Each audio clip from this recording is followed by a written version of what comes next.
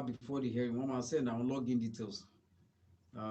Sí àbí sí solicitor àbí lawyer tó bá ń dì pẹ̀lú matter yín so that ìyẹn náà máa fi login wọlé nígbà tán bá máa ṣàpíò.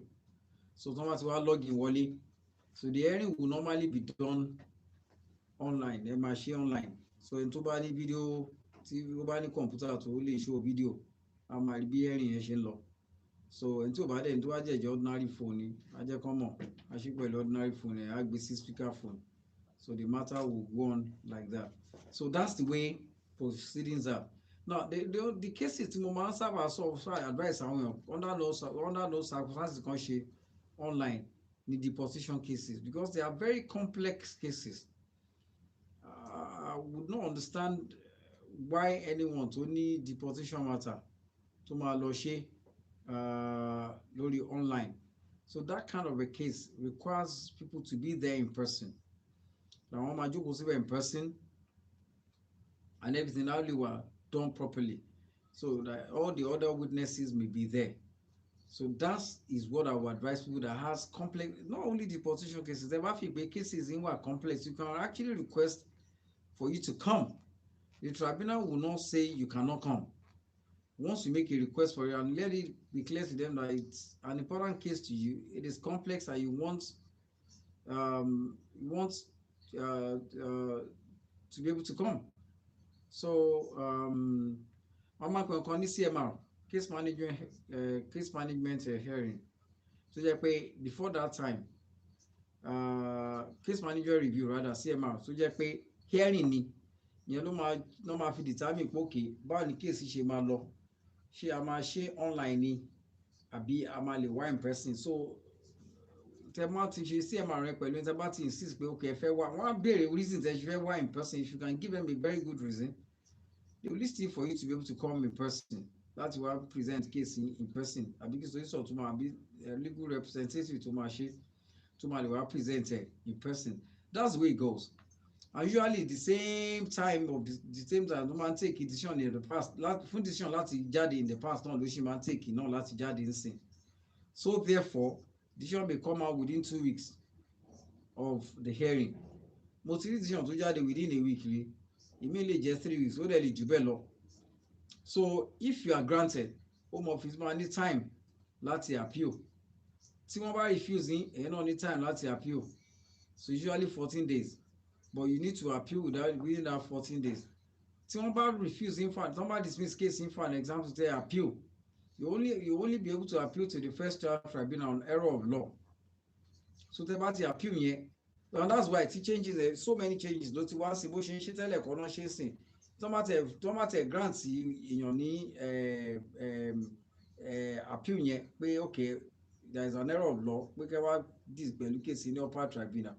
There are so many directions to take place to follow. So that's why I will advise that you consult a lawyer to present your case for you. I know that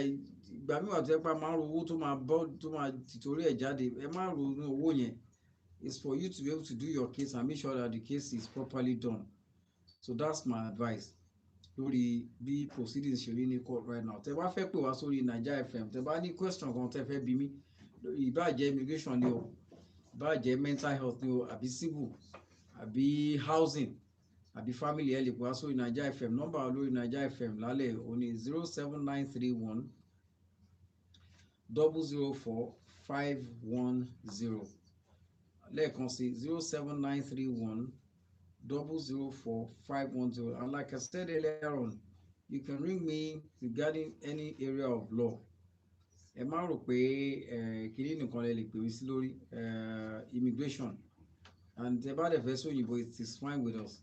Tẹ́ bá dẹ̀ jẹ́ Yorùbá náà lè fẹ́ sọ, ó wà okay pẹ̀lú wa. Tẹ́ bá dẹ̀ fẹ́ sọ Èkìtì, whichever one tẹ́ bá fẹ́ sọ Ìgbò gan, a máa bá yín fọ́ sí wẹ́wẹ́, ó ṣe jẹ́ nìyẹn. So going forward, mo fẹ́ bá wa sọ the issue of this amnesty, ó ti ń jáde so many times. Àwọn èèyàn ti ń béèrè question lórí amnesty, ṣé wọ́n máa grant amnesty or not, ṣé wọ́n máa grant or not. Tí wọ́n máa grant kí wọ́n máa grant, kí wọ́n máa fáwọn èèyàn. It's a question that has come up over and over again. The truth is, we don't know whether there is ever going to be an amnesty for one way. But what I've said from the outset, because the reason why Moshman discuss Kenny all the time, ni pé he has come up so many times. And the dẹ̀ it is something that can work for them. And that's why mo fi feel okay, it is imperative for me to discuss it again, so that at least you know that whether it's ever going to happen or it will not happen. Now, the issue of amnesty is, which I must have said several times previously, lórí pé Prime Minister wa ló bring the issue of amnesty jáde nígbà tó ṣì wà ní Mayor of London, pé it would be good to grant people that do not have their stay a form of leave, the amnesty in UK. Now, Oko ni Mayor. There was the time he was the foreign secretary, and he repeated it again.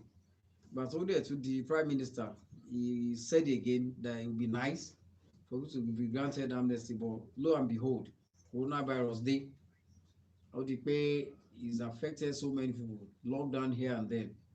A lot of people are passed on, and as a result, the whole thing went quiet. So the issue of amnesty came up recently again.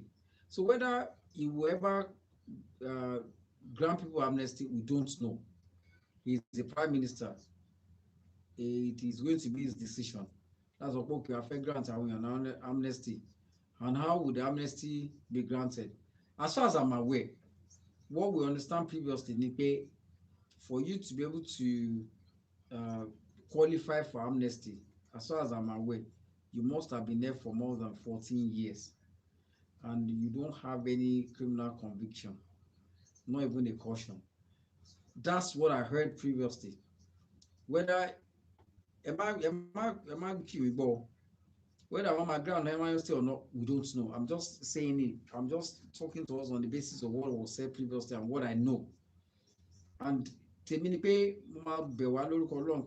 let's keep our documents at home.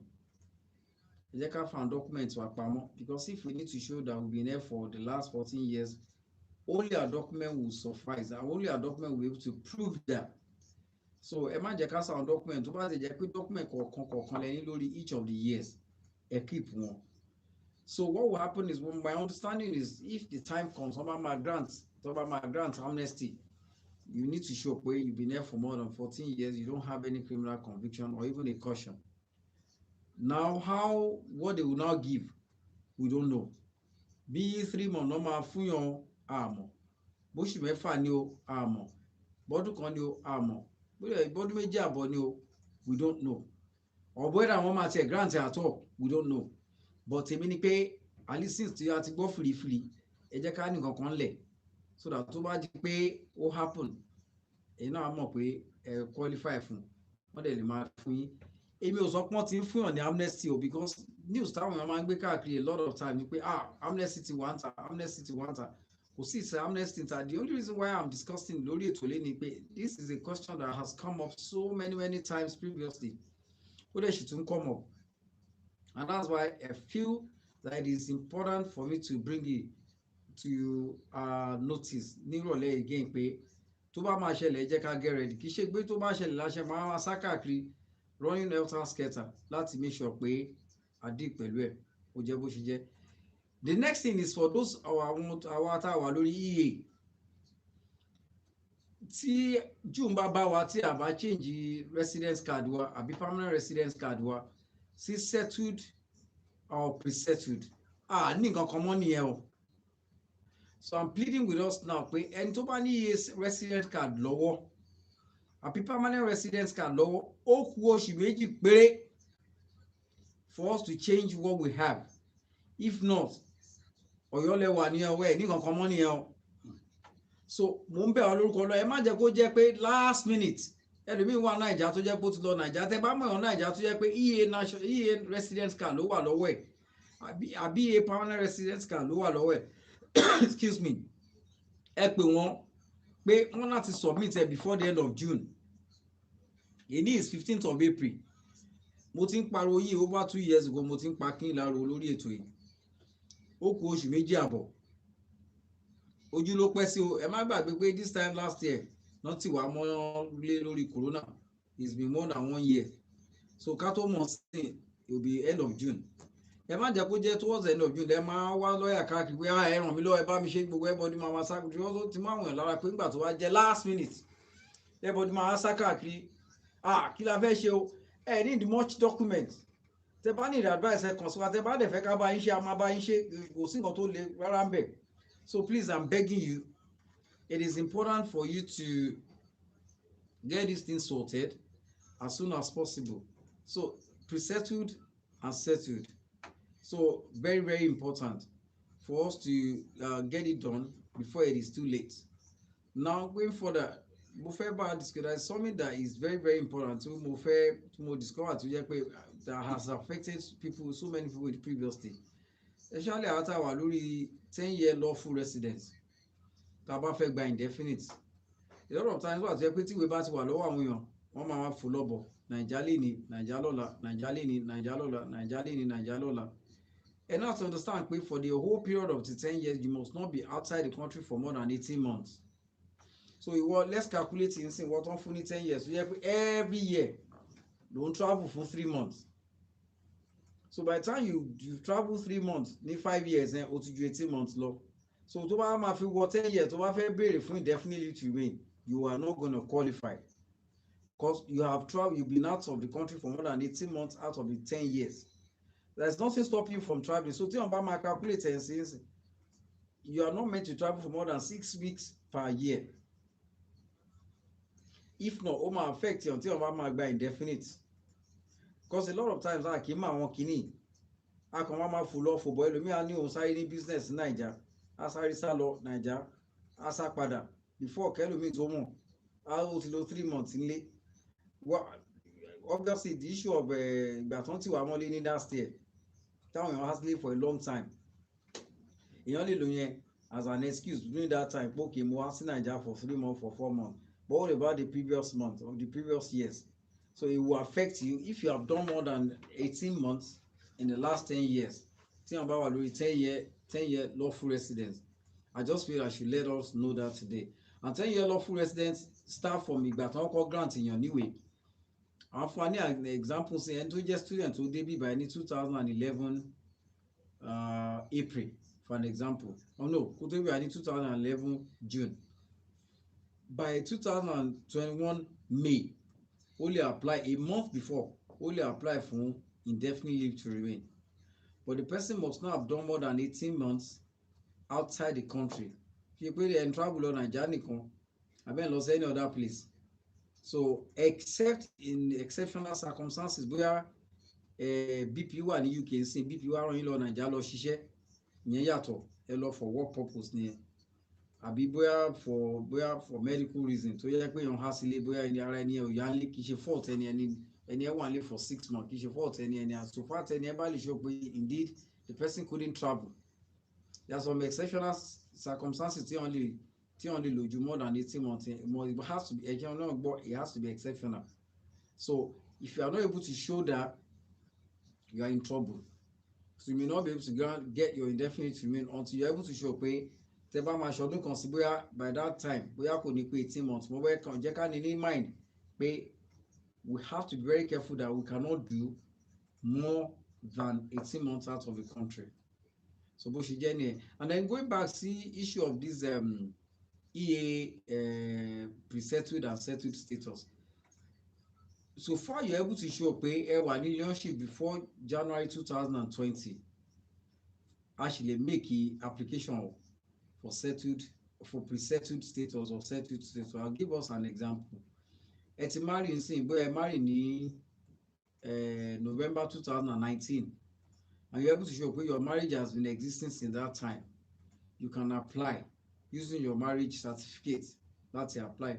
But Home Office may want to question you and find out, okay, where have you been? Why haven't you submitted the application before now? Do you understand what I'm saying? So it is imperative for us to have that one in mind. So please, going further, mo fẹ́ bá discuss briefly lórí ọ̀rọ̀ marriage àti application lórí marriage. Marriages, you know, because of coronavirus, it's been very difficult for so many people to marry. And usually the time about what I tell them is, if you want to marry and you want to make it, uh, so that home office only my question, if you cannot get a date to they realize pay your leave is coming to an end, you know what, go to Nigeria and do the marriage in Nigeria, both of you. It will cost money, but it makes sense. ẹ tó tí marriage tí ẹ tí leave ẹ máa tán ní kíláwà náà ní April nsìn tó jẹ́ pé no tí leave ẹ máa tán ní July tó jẹ́ pé kò tí ráyè kò tí rí date wedding.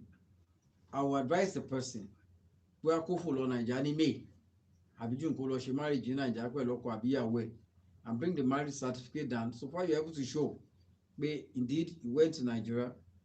You can show your ticket, you can show apart from your ticket you can show pé o wà Naija àti pé ìgbà tó ń lo passport ẹ̀ Naija, and that's good enough. And even sometimes wà tó yẹ pé if it is only married by proxy ló lè show, once it's been done properly and the right document came with it, or if it comes with it rather, then you are good.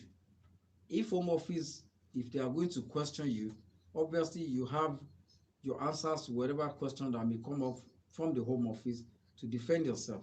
So my advice, if you know you cannot get a date and your leave is coming to an end and you intend getting married before your leave comes to an end, travel to Nigeria and come back and then apply. Use that Nigerian marriage certificate to apply. There is nothing stopping us from doing that. So I just feel that it is something that I would advise people to do, because time is of the essence. The time is we don't even know when, because most sure we most registries in Sinatikum because I really married last year. A lot of people have married. They pay queue at Gulore. So until about a team date previously, so you will let him date in sin. It may be difficult for that person to get a date until maybe, I don't know, I'm just saying, maybe October, November. So you can actually go to Nigeria and get married in Nigeria and bring it back and we do the submission here. So that's that. Then there is a question to come up nípa ọ̀rọ̀ IHS fee. Mo fi pé ó yẹ kí n discuss for NHS workers. Ẹ má gbàgbé pé ní last year nígbà tí gọ́ọ̀mẹ̀ntì sọ pé okay NHS workers o wọn ní san owó IHS, immigration health care surcharge. But unfortunately most people tó wá tó jẹ́ pé they work for the NHS tá a ṣe application fún, tẹ́ bá ti ń ṣe application lọ́wọ́ kò sí space níbẹ̀ ló tó máa sọ fún wọn pé kí wọ́n má sanwó NHS. So it only works out for those on work permit tó jẹ́ pé they are here on work permit working for the NHS. Ó dàbí pé àwọn yẹn nìkan ló work fún, kò dàbí àwọn tó wọlé tó jẹ́ pé through family life àbí private life náà fi wọlé tó wọ́n á ṣiṣẹ́ fún NHS. It doesn't work for them. And most people that application for what we're doing, we're sending a letter to them, making it clear to them that, you know what, this person works for the NHS. So the person has paid for IHS. Please refund the money, but guess what? One contact lórí. I'm a collector, so many letters, they are not doing anything about it. But unfortunately, Tabanika go on lost court.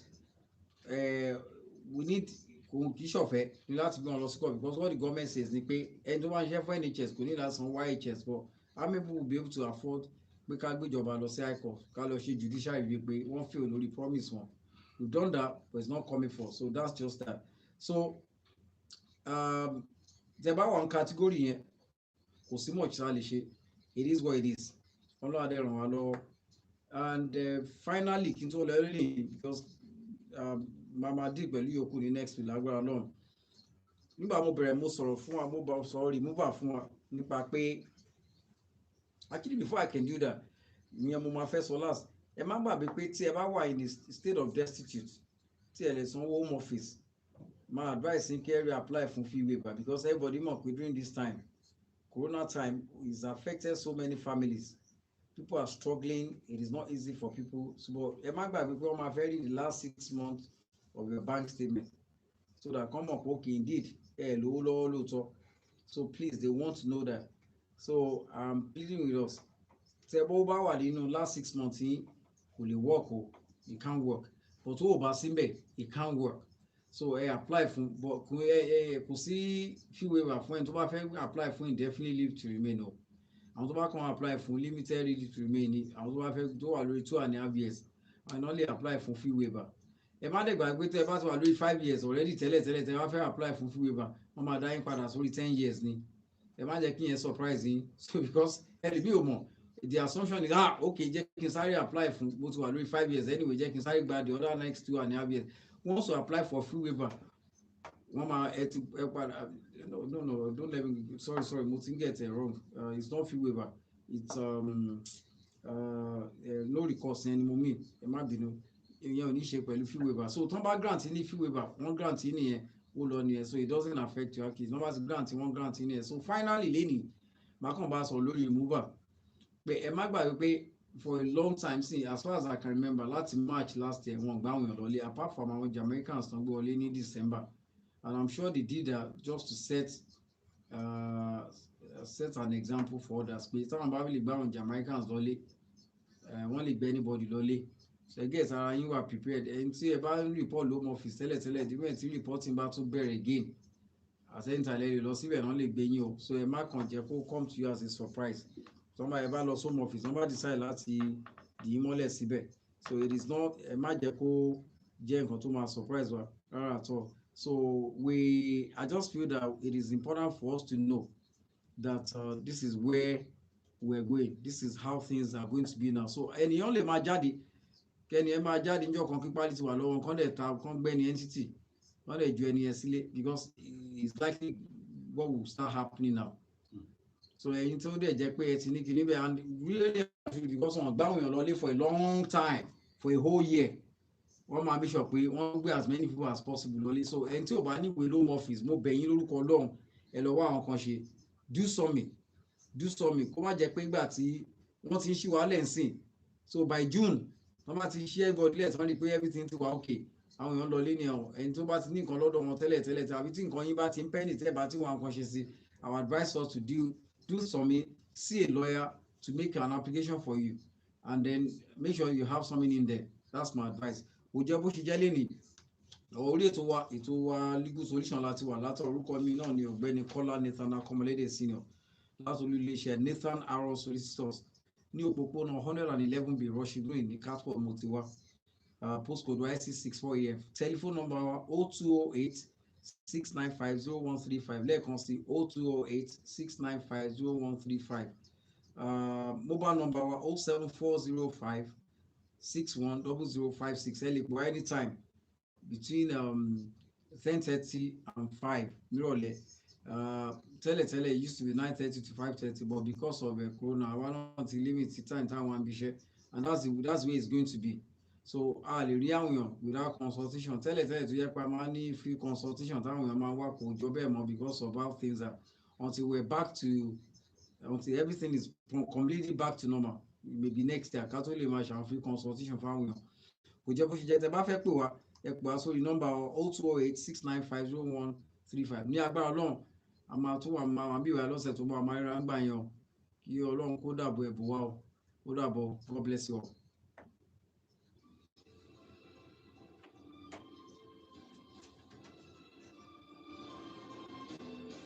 ìlú òyìnbó ìlú òfin aráalé òsì mọ ohun ojú orí kọ́bẹ̀ tó jiná pàtàkì fẹ́ni tẹ́sẹ̀ rẹ̀ ò tí ì rọlẹ̀ láti kú kálukú ló mọ òun kò má bí aṣọ èèyàn mélòó lọ́rùn àbáyọ tó ń fẹ́ kẹ́lò míì mọ̀ náà là ṣùgbọ́n èmi mọ bí nǹkan tí nǹkan ti ń ṣẹnu orin lọ́rọ̀ òfin ilẹ̀ yìí Nathan Aaron Solicitors yes Nathan Aaron Solicitors yẹpẹyẹpẹ ni wọ́n tú òfin títí yóò fi yọ yékéyéké tọ́nà àbáyọ ọ̀rọ̀ tó ń pa ọláyà ó sì fojú hàn gbangba ọ̀rọ̀ owó ìgbélú immigration ìlera ọpọlọ mental health ọ̀rọ̀ mọ̀lẹ́bí family ìgbẹ́jọ́ ẹlẹ́yàn kan sẹ́lòmíì civil litigation ọ̀rọ̀ iṣẹ́ employment aáwọ̀ láàrin onílé àti ayálégbé àti ká bá ní gba ilé housing ó ti yá Nathan Aaron Solicitors ṣáájú ẹ̀ akọ́ṣẹ́mọṣẹ́ ni wọ́n nípa ìmọ̀ òfin wọ́n ṣe é jẹ́rìí nípa káṣíṣẹ́ iṣẹ́ tẹ́rìn yóò fi pa ẹ̀rẹ̀kẹ́ ni yóò tó sunkún tí ẹni mí kúkekúke yóò sì lè fi sun àsùnnára àsùndọ́kàn oorun nílùú òyìnbó ẹ ò ṣe kàn sí Nathan Aaron Solicitors lénìí ní 111B Rushing Green Road Catford London